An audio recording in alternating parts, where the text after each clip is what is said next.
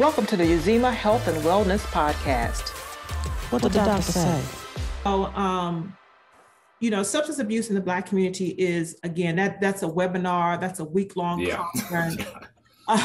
So I can just pick it up from, where I grew up in inner city Houston.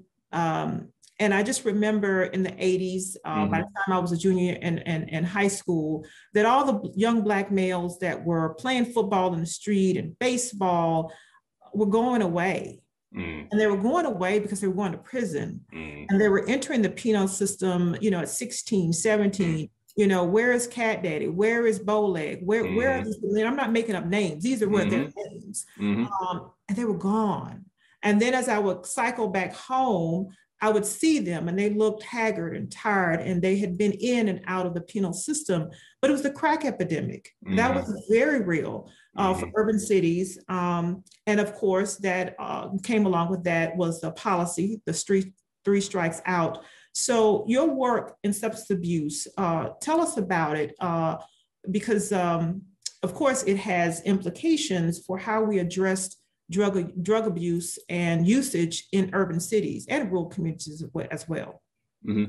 Yeah, and I think I appreciate you sharing those stories as well, because that's the reality of what happened in so many areas of the country. And I think that's something that many of us have been thinking about for a while, but we still have to reconcile and reckon with on a much larger scale. And as you mentioned, that's a huge topic that we could go on for a while about as well.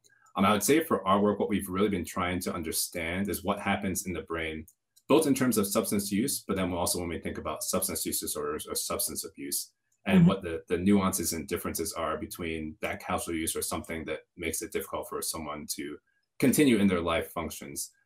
So a lot of times what we're trying to do is to understand that in the brain, but also think about potential therapeutic targets that could decrease some of the craving that's associated with that if someone really is trying to get to a better place of not overusing or abusing specific substances. Then all the societal implications that you mentioned as well are definitely there, just in terms of how substance use is characterized or attributed to specific individuals. And I know others have written about this. Dr. Carhart has written about this recently, but the way in so many of our Black and Brown communities that is really vilified and sometimes justified by others as a way, again, of othering Black and Brown individuals in terms of how those individuals are treated. I mean, even as you were talking about your experiences in high school, I'm thinking back to my own experiences in high school. Again, I went to a high school that was predominantly white, but there was still drug use, but those people weren't going to jail. So, I mean, there's a totally, that's a much larger, again, societal conversation, but it's a totally different reaction to individuals in certain statuses or in certain environments versus others. And so there's still a lot that we have to do there. I mean, I think what our research is really showing is that there are so many components that are complex about this as well. Because we're also looking at the intersection between substance use and substance use disorders and anxiety disorders, or things where, we're looking specifically in animal models, but if the animals have gone through something that's stressful or traumatic, how there's a higher likelihood for those uses to occur. And so that's not something that we always talk about. We just vilify, oh, why are these people doing X, Y, and Z? Instead of thinking about what's the broader context that people are experiencing, how's that influencing the use, and then how are we reacting to that use in the first place as well. So I think our work is contributing to that conversation and giving us a better appreciation of what's happening in the brain, but also we need to think about societal wise, how all those things start to impinge. So it's not a clear answer, but we're starting to make some progress.